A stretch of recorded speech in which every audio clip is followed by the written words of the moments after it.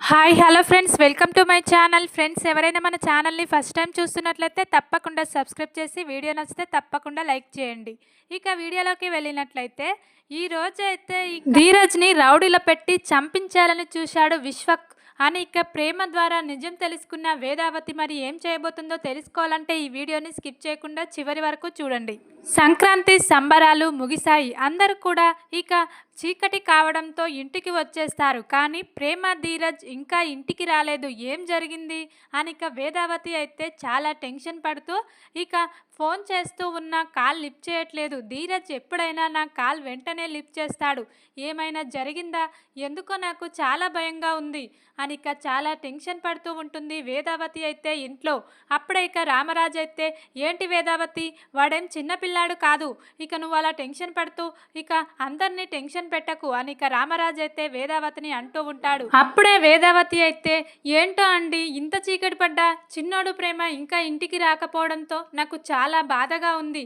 Tension పడకుండా ఎలా ఉంటాను అని వేదావతి అయితే చాలా ఏడుస్తూ ఉంటుంది. ప్రేమ అయితే చివరి క్షణంలో తన భర్త ధీరజ్ ప్రాణాలను విశ్వక్ నుండి కాపాడుకుంటుంది. చాలా ఏడుస్తూ విశ్వక్ను తీసుకొని హాస్పిటల్లోకి ట్రీట్మెంట్ చేయడానికి తీసుకెళ్తుంది ప్రేమ అయితే. కానీ ఈ విషయం చెప్పాలంటే ఇంట్లో వాళ్ళు అందరూ కూడా వెళ్ళిపోయారు. నేను ముందుగా ట్రీట్మెంట్ జరిగిన తర్వాత ఈ విషయం అత్తయ్యకు చెప్తాను అని ప్రేమ వెంటనే ధీరజ్ని తీసుకొని హాస్పిటల్లోకి వెళ్ళి ట్రీట్మెంట్ చేయిస్తూ ఉంటుంది. ఇంట్లో వాళ్ళు టెన్షన్ పడుతుంటారు అని ప్రేమ అయితే వెంటనే వేదావతికి ఫోన్ చేసి ఇలా చెప్తూ ఉంటుంది.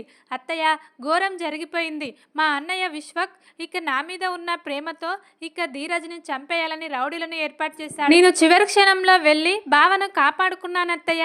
ఇప్పుడు బావను తీసుకుని హాస్పిటల్లోకి వచ్చాను. ఏ ప్రాబ్లం లేదని చెప్పారు. మేము ఇంటికి వచ్చేస్తున్నాం అని ప్రేమ అయితే వేదావతికి కాల్ చేసి చెప్తుంది. అది విన్న వేదావతి అయితే ఒక్కసారిగా షాక్ అయి, ఏంటి ప్రేమ నువ్వు మాట్లాడేది? ధీరజ్ని విశ్వక్ గాడు చంపాలని చూశాడా అని కోపంగా వేదావతి అయితే ఫోన్ కట్ చేసి వెంటనే చిన్నోని చూడాలి అని హాస్పిటల్లోకి వెళ్ళి ధీరజ్ దగ్గరికి ధీరజ్ని చూసి చాలా ఏడుస్తూ ఉంటుంది. ఈరోజు నీ ప్రాణాల మీదకి రావడానికి కారణం నేనేరా అని చాలా ఏడుస్తూ హాస్పిటల్లోకి వేదావతి వెళ్ళి ప్రేమను ధీరజ్ని అయితే ఇంటికి తీసుకొస్తుంది. ఇంటికి వచ్చాక చాలా కోపంగా వేదావతి అయితే సేనాపతి భద్రావతి అని కోపంగా ఇంటి లోపలికి వెళ్ళి అరుస్తూ ఉంటుంది. అప్పుడే భద్రావతి సేనాపతి బయటకు వచ్చి, ఏంటి నీకు ఎంత ధైర్యమే, మా ఇంట్లోకే వస్తావా అని వాళ్ళు కోపంగా అంటూ ఉండగా, మీ ఇంట్లోకి రావడం కాదు, మిమ్మల్ని అందరినీ కొట్టేస్తాను అని కోపంగా వేదావతి అయితే అంటూ ఉంటుంది. అప్పుడే, ఎక్కడ్రా ఆ విశ్వక్, ఎక్కడ దాచుకున్నావురా, ఇటు రారా, నువ్వు ఇంట్లో నుంచి బయటకు రారా అని కోపంగా వేదావతి అయితే విశ్వక్ని అంటూ ఉంటుంది. అప్పుడే విశ్వక్ అయితే బయటకు వచ్చి, ఏంటి, ఏం జరిగింది, అలా అరుస్తున్నావేంటి అని అంటూ ఉండగా అప్పుడే వేదావతి విశ్వక్ చెంప పగలగొట్టి విశ్వక్నైతే రోడ్డు మీదకి లాగుతూ ఉంటుంది. అందరూ కూడా గుంపులుగా వచ్చి విశ్వక్ని వేదావతిని చూస్తూ ఉంటారు. ఎంత ధైర్యం రా, నా కొడుకునే నువ్వు చంపాలని చూస్తావా? అసలు నీకు ఎందుకురా ఇంత కోపం? నా కొడుకంటే ఈరోజు నా కొడుకు ఏమైనా జరిగితే నిన్ను చంపేసేదాన్ని.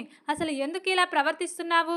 ఒక మృగంలాగా నువ్వు అసలు మనిషివేనా అని కోపంగా వేదావతి అయితే చెంపలు పగలగొట్టి అందరి ముందు అవమానిస్తుంది. ఈ రోజైతే విశ్వక్ని వేదావతి ఇలా ధీరజ్ను చంపాలని చూశాడని ఇంట్లో వాళ్ళకు కూడా తెలియదు విశ్వక్ గురించి.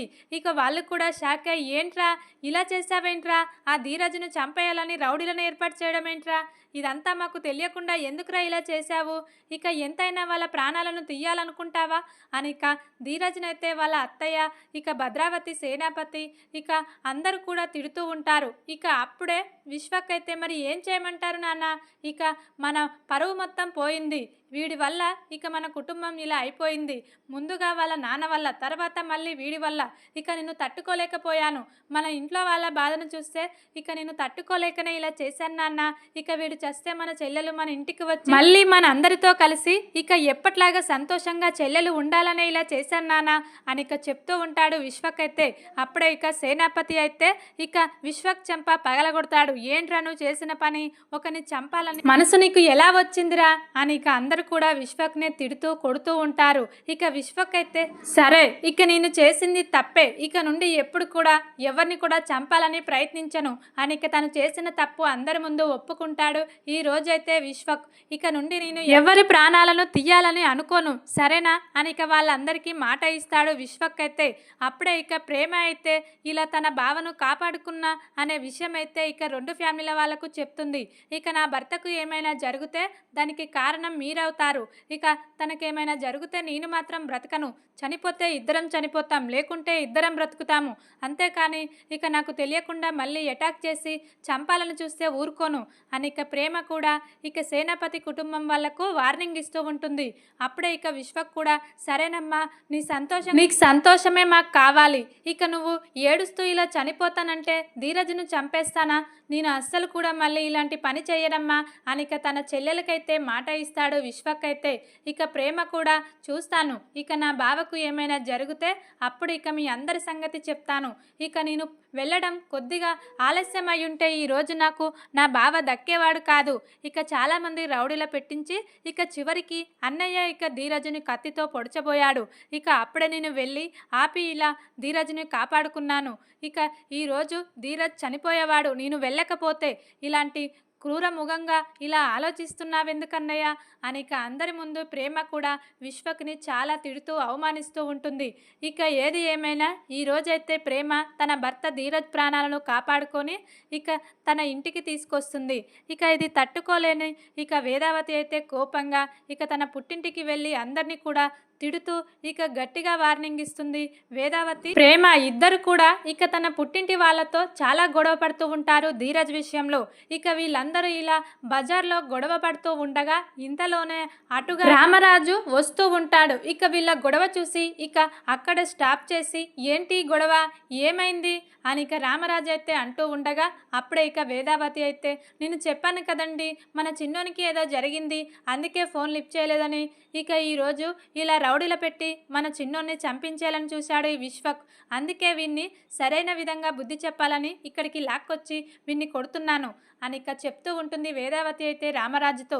ఇక అది విన్న రామరాజు అయితే చాలా కోపంగా ఏంట్రా విశ్వక్ నీకెంత ధైర్యం, నా కొడుకునే చంపాలని చూస్తావా, ఇక నా కుటుంబం జోలికి వస్తే నేను ఊరుకోనని మీ అందరికీ చాలాసార్లు వార్నింగ్ ఇచ్చాను, అయినా కూడా ఎందుకురా మా కుటుంబంపై ఇంత కోపాన్ని పెంచుకొని మమ్మల్ని చంపాలని చూస్తున్నారు, అసలు మేము చేసిన తప్పేంట్రా అని ఇక కోపంగా రామరాజు కూడా ఇక విశ్వక్ని ఇక సేనాపతి భద్రావతికి అందరికి కూడా వార్నింగ్ ఇస్తూ ఉంటాడు. ఈ రోజైతే రామరాజు ఇక నుండి చెప్తున్నాను నా కుటుంబం జోలికి మీ కుటుంబంలో ఎవరొచ్చినా కూడా ఇక నేను ఊరుకోను, ఇన్నాళ్ళు నేను సైలెంట్గా ఉన్నానని అది నా చేతగానితనం అనుకున్నారు, కానీ ఇక నేను రంగంలోకి దిగితే మీ కుటుంబంలో ఒక్కరు కూడా మిగిలరు, ఇక నేను ఓపికతో ఉన్నాను అంతే అని ఇక రామరాజు అయితే ఈరోజు ఇక భద్రావతి ఫ్యామిలీ వాళ్ళకైతే సరైన విధంగా గట్టిగా వార్నింగ్ ఇస్తూ ఉంటాడు. ఇక రామరాజు వార్నింగ్ అయితే ఆ కుటుంబంలో వాళ్ళందరూ ఇక భయపడిపోతారు. రామరాజు ఇక రౌడీగా మారితే మనం తట్టుకోలేంరా, ఇక వాళ్ళతో మనకు గొడవలొద్దు అని సేనాపతి వాళ్ళైతే సైలెంట్ అయిపోతారు. చూద్దాం మరి ఇక తర్వాత ఏం జరగబోతుంది అనేది. వీడియో కనుక మీకు నచ్చినట్లయితే లైక్ చేసి సబ్స్క్రైబ్ చేసుకోండి friends. Thank you for watching.